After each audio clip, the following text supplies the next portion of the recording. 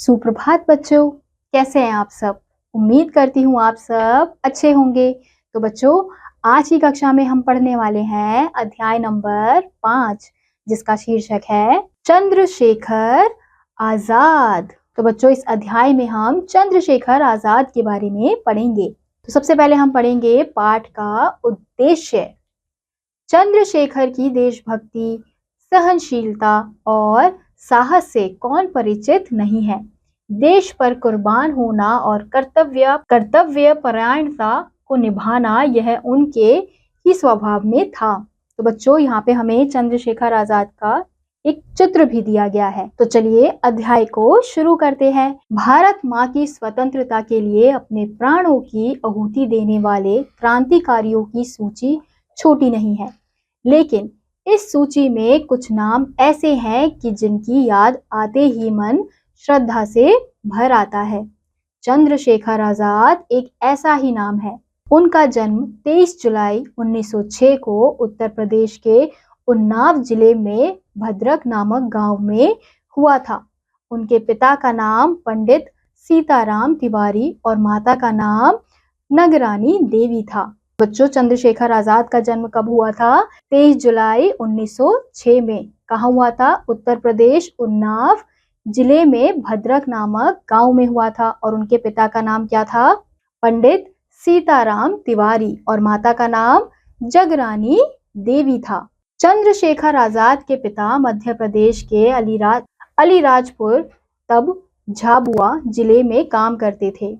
यानी कि अलीराजपुर, यानी कि तब उसको क्या कहा जाता था? झाबुआ। इसलिए उनका परिवार इसी जिले के भमरा नामक गांव में रहता था। इसी गांव में चंद्रशेखर आजाद का बचपन बीता। बचपन से ही चंद्रशेखर आत्मविश्वासी एवं साहसी थे। वे जिस काम को करना चाहते थे उसे पूरा करके ही दम लेते थे। एक बार उन्होंने माचिस की एक तिली जलाकर अपने साथियों से कहा, देखो, एक तिली को जलाने से इतनी लौ होती है, जरा सब तिलियों को एक साथ जलाकर देखो कि उनसे कितनी लौ होगी। तो बचपन से ही जो चंद्रशेखर आजाद थे वो कैसे थे? आत्मविश्वासी और साहसी थे। और एक बार उन्होंने माचिस की एक तिली जलाकर अपने दोस्तों को दिखाया और क्या कहा कि देखो, एक तिली से जब इतनी लौ निकल सकती है तो हम अगर इन सारी तीलियों को जलाएंगे तो कितनी लौ निकलेगी। चंद्रशेखर आजाद के साथी इस विचार से बहुत प्रसन्न हुए, लेकिन सब तीलियों को एक साथ जलाकर स्वयं जल जाने का खतरा कौन मोल लेता। तब चंद्रशेखर ने कहा, मैं सब तीलियों को एक साथ जलाऊंगा। और उन्होंने ऐसा करके दिखा भी दिया। तमाशा तो खूब हुआ, लेकिन उनका हाथ बुरी तरह जल गया। उनके मुंह से उफ तक नहीं निकली। अब चंद्रशेखर आजाद की बातें उनके दोस्तों को अच्छी तो लगी थी, लेकिन इतनी सारी तिली जलाकर कौन मरने के लिए तैयार होता, तो इसलिए सब पीछे हट गए थे। लेकिन चंद्रशेखर आजाद ने जैसा कहा था वैसा उन्होंने करके दिखाया। अब उन्होंने ये सब किया तो तमाशा तो बहुत ज्यादा बन गया था। इस प्रकार उनका हाथ भी जल गया था, लेकिन उनके मुंह से एक भी आवाज नहीं निकली थी, यानी कि उन्हें दर्द नहीं हुआ था। जब चंद्रशेखर कुछ बड़े हो गए तो संस्कृत पढ़ने के लिए बनारस यानी कि वाराणसी स्थित काशी विद्यापीठ भेजा गया। उनका मन वहां नहीं लगा और वे बिना बताए अपने बाबा के घर आलिसपुर भाग गए। वहां उन्हें भीलों से मिलने का अवसर मिला। चंद्रशेखर भीलों से तीर कमान चलाना सीखने लगे। थोड़े ही दिनों में वे अच्छे तीरंदाज बन गए। जब उनके बाबा को इस बात का पता चला तो उन्होंने चंद्रशेखर को पुनः वाराणसी भेज दिया। अब चंद्रशेखर को कहाँ भेज दिया गया था? संस्कृत पढ़ने के लिए वाराणसी यानी कि बनारस भेज दिया गया था, लेकिन उनका मन वहां पर नहीं लगा। तो इसलिए वो भागकर कहाँ आ गए थे? वापस से अलीसपुर अपने बाबा के घर में आ गए थे। और वहीं पर उनकी मुलाकात किससे हुई? भीलों से हुई। और भीलों ने ही उन्हें क्या चलाना सिखाया? तीर चलाना सिखाया। और थोड़े ही दिनों में वो क्या बन गए थे? तीरंदाज बन गए थे। और जब उनके बाबा को ये बात पता चली तो उन्होंने चंद्रशेखर को पुनः वाराणसी भेज दिया, ताकि उन भीलों से उनका साथ छूट जाए। यानी कि उनके बाबा नहीं चाहते थे कि भीलों से उनकी मुलाकात हो, उनकी दोस्ती हो, तो इसलिए उनके बाबर ने उन्हें वाराणसी वापस भेज दिया था। इस बार चंद्रशेखर वाराणसी में टिक गए। उन दिनों वाराणसी में कुछ दानी लोगों की ओर से संस्कृत के छात्रों के लिए आवास तथा भोजन की निःशुल्क व्यवस्था की जाती थी। ऐसे ही एक स्थान पर रहकर चंद्रशेखर संस्कृत व्याकरण पढ़ने लगे, लेकिन इसमें भी उनका मन नहीं लगा। मन लगाने के लिए वे गंगा में घंटों तैरा करते और कथा सुनाने वालों के पास बैठकर रामायण और महाभारत की कथाएं सुना करते। कई वीरों की कहानियां तो उन्हें जुबानी याद हो गई थी। अब इस बार जब वो वाराणसी गए थे तो उनका मन थोड़ा बहुत लगने लगा था और उसी समय संस्कृत के छात्रों को आवास यानी कि रहने की जगह और निःशुल्क भोजन दिया जाता था, यानी कि भोजन के लिए उन्हें किसी भी प्रकार का पैसा देने की जरूरत नहीं थी। अब वहीं पर उन्होंने संस्कृत व्याकरण पढ़ने लगे थे, मतलब वहीं पर उन्होंने संस्कृत और व्याकरण का अध्ययन किया और इसमें भी धीरे धीरे उनका मन नहीं लगता था। तो वो क्या करते थे, गंगा यानी कि गंगा नदी में घंटों तैरा करते थे और वहीं पर जो कथा सुनाते थे और रामायण महाभारत इस प्रकार की चीजें सुनाते थे तो उनको बैठकर वो सुनते थे और उन्हें बड़ा ही आनंद आता था। तो ऐसे उन्हें क्या हुआ था कि उन्हें सारी कथाएं, सारी रामायण की कहानी, महाभारत की कहानी उन्हें मुंह जुबानी याद हो गई थी। बात सन 1919 की है। बैसाखी का दिन था। चंद्रशेखर अभी 10-11 वर्ष के ही थे। पंजाब के अमृतसर शहर में एक भयंकर हत्याकांड हो गया। चारों ओर से ऊंची ऊंची दीवारों से घिरा एक मैदान था, जलियांवाला बाग। अब बात सन 1919 की जा रही है और उस समय क्या था, बैसाखी का दिन था और चंद्रशेखर आजाद भी कितने वर्ष के थे, 10-11 वर्ष के थे, यानी कि अभी भी वो बहुत छोटे थे। उसी समय अमृतसर शहर में भयंकर हत्याकांड हो गया था और वो कहाँ हुआ था, जलियांवाला बाग में हुआ था। उस बाग से बाहर निकलने के लिए केवल एक ही संकरा रास्ता था। एक दिन इस बाग में सभा हो रही थी कि इतने में सेना की टुकड़ी के साथ जनरल डायर वहां अचानक आ धमका। उसने बिना किसी प्रकार की चेतावनी दिए निहत्ती भीड़ पर गोलियां बरसाने का आदेश दे दिया। निहत्ते लोगों पर सेना गोलियां बरसाने लगी। अब एकदम से क्या हुआ कि अब जलियांवाला बाग में एक ही रास्ता था बाहर निकलने का, कहीं और से कोई भी बाहर नहीं निकल सकता था। तो वहां पे जो जनरल था वो अचानक से जलियांवाला बाग के अंदर आया और उसने क्या किया, अपने सैनिकों को गोलियां बरसाने का आदेश दे दिया और किसी को इस बात का कोई भी खबर नहीं थी और उनके सैनिकों ने गोलियां बरसाना शुरू कर दी। तो हम यहाँ देख सकते हैं चित्र में कि उनके सैनिक जो थे, यानी कि जनरल के जो सैनिक थे, वो गोलियां बरसा रहे थे लोगों पे। इस गोलीबारी में लगभग 1,500 लोग मारे गए और कई हजार घायल हो गए। अंग्रेजों के इस अत्याचार के कारण सारे भारत में क्रोध की ज्वाला भड़क उठी। चंद्रशेखर ने भी इस दर्दनाक घटना का वर्णन सुना। वे क्रोध से आग बबूला हो गए और उन्होंने अंग्रेजों को सबक सिखाने की ठान ली। अब जब वो गोलीबारी हुई थी तो उस गोलीबारी में बच्चों 1,500 लोग मारे गए थे।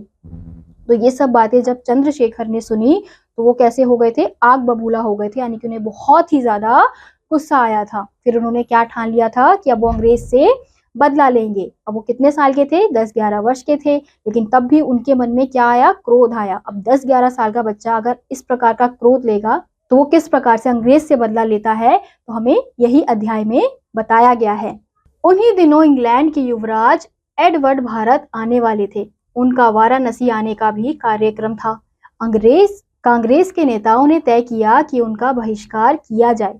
इस संबंध में जब गांधी जी ने आंदोलन छेड़ा तो चंद्रशेखर भी उनमें कूद पड़े। यद्यपि वे अभी बालक ही थे, फिर भी पुलिस ने उन्हें गिरफ्तार कर लिया।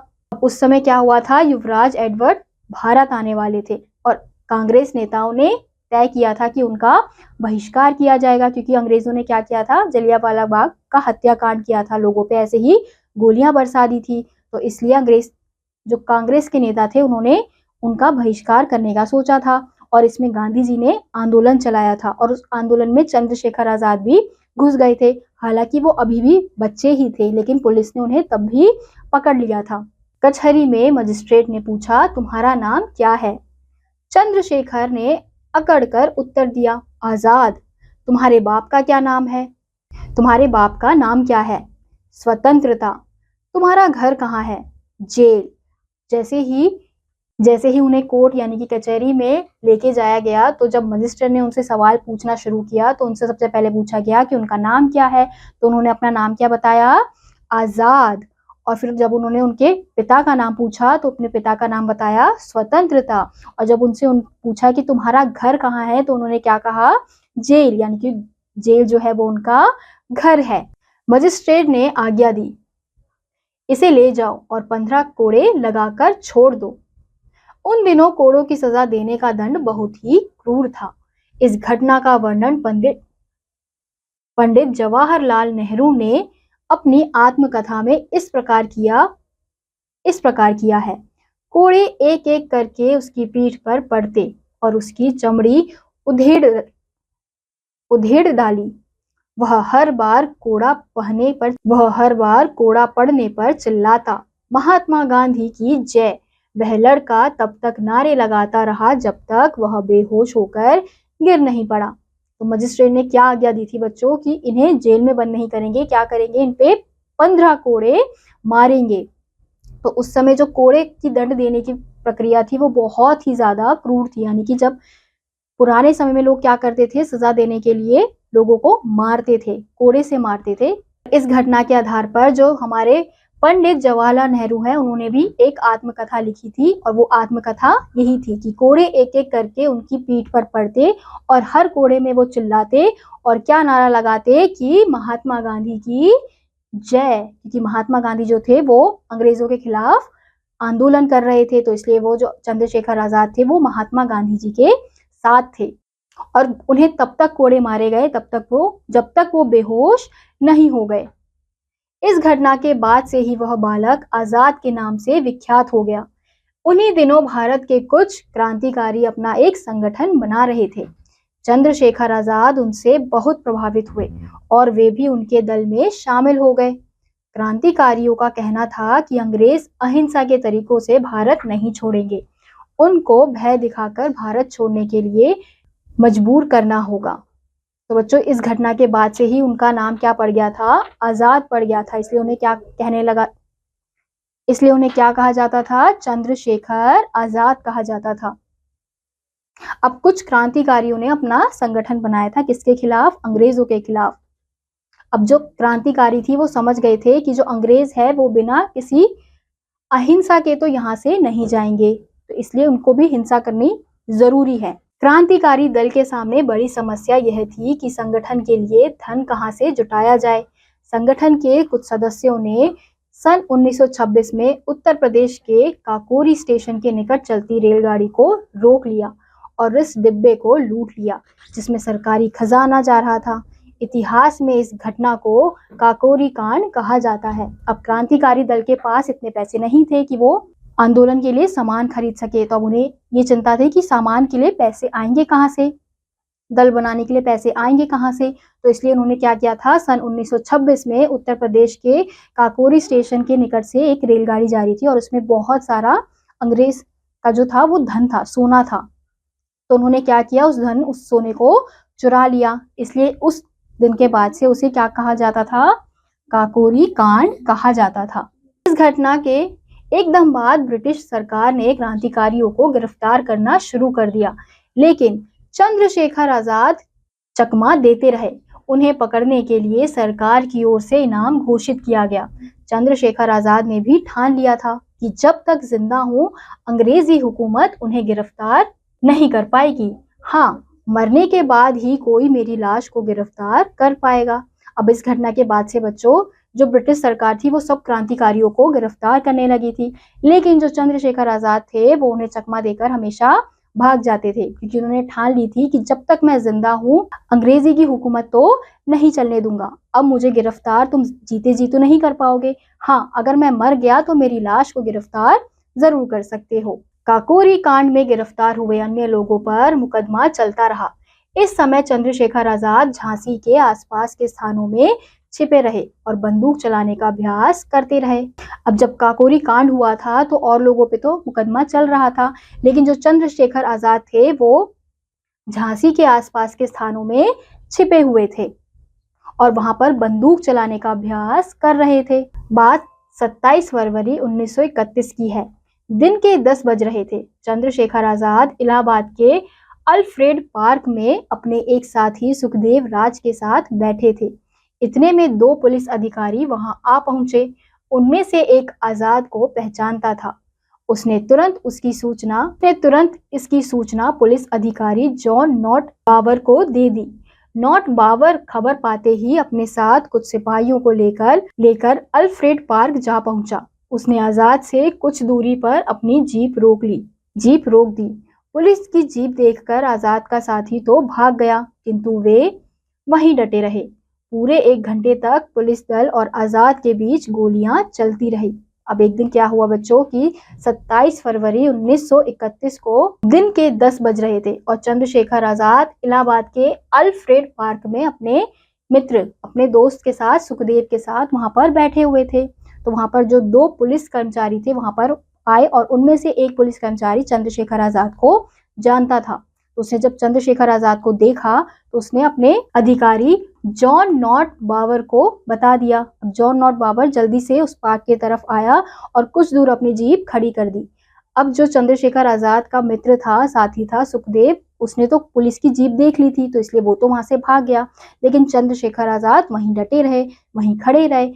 पूरे 1 घंटे तक चंद्रशेखर आजाद और पुलिस के बीच गोलीबारी चलती रही। जब आजाद के पास गोलियां समाप्त होने लगी तो अंतिम गोली उन्होंने अपनी कनपटी पर दाग ली। तो हम यहाँ चित्र में भी देख सकते हैं कि किस प्रकार से चंद्रशेखर आजाद और पुलिस के बीच गोलीबारी हो रही है। यानी कि यहाँ से पुलिस गोलियां चला रही है और यहाँ से चंद्रशेखर आजाद गोलियां चला रहे हैं। अब वो लगातार गोलियां चलाए जा रहे थे, लेकिन जब उन्हें पता चला कि अब उनके पास एक ही गोली बची है तो उन्होंने वो अपने सर पर रख ली थी।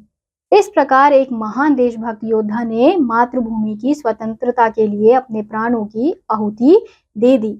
उन्होंने अपनी यह प्रतिज्ञा अंत तक निभाई कि वे कभी जिंदा नहीं पकड़े जा सकेंगे। यानी कि वो अंत में वो खुद को ही गोली मार लेते हैं। इसी प्रकार एक देशभक्त योद्धा ने मातृभूमि की स्वतंत्रता के लिए अपने प्राणों की आहुति यानी कि अपने प्राण गवा दिए और उन्होंने जो कहा था उन्होंने वही करके दिखाया। उन्होंने कहा था कि मैं जीते जी तो कभी नहीं पकड़ा जाऊंगा, हाँ मेरी लाश अगर मिले तो उसे गिरफ्तार कर लेना। जब चंद्रशेखर आजाद का शरीर बड़ी देर तक जमीन पर निश्चल पड़ा रहा तब पुलिस वाले उनकी ओर आगे बढ़े। आजाद का आतंक इतना अधिक था कि पुलिस वालों ने पुनः एक गोली मृत शरीर पर मारकर पक्का निश्चय किया कि वे सचमुच मर गए हैं। तो बच्चों, चंद्रशेखर आजाद का शरीर जब नीचे गिर गया था और वो बिल्कुल भी हिल नहीं रहा था, तब जाके जो पुलिस वाले थे वो उनके शरीर के पास आए। लेकिन उसके बाद भी उन्हें डर था कि चंद्रशेखर आजाद उन्हें उठकर गोली ना मार दे, उन पर हमला ना कर दे, तो इसलिए उन्होंने उनके मृत शरीर पर भी एक गोली मारी ताकि पूरा भरोसा हो जाए कि हाँ वो मर चुके हैं। चंद्रशेखर आजाद इलाहाबाद में जिस पार्क में शहीद हुए थे वहां उनकी प्रतिमा स्थापित की गई है। आज भी वहां जाने वाला हर भारतीय उस महान देशभक्त को श्रद्धा के सुमन अर्पित करता है। तो बच्चों, जिस पार्क में चंद्रशेखर आजाद की मृत्यु हुई थी तो वहां पे उनके लिए प्रतिमा बनाई गई है, यानी कि उनकी मूर्ति स्थापित की गई है। तो जब भी कोई भी इलाहाबाद के उस पार्क में जाता है तो वो उन्हें जरूर याद करता है। तो इसी के साथ बच्चों, आज का यह अध्याय यहीं समाप्त होता है। उम्मीद करती हूँ आपको यह अध्याय समझ आया होगा। मैं आपसे मिलूंगी अगली कक्षा में। तब तक के लिए आप सभी बच्चे पढ़ते रहिए और खुश रहिए। बाय।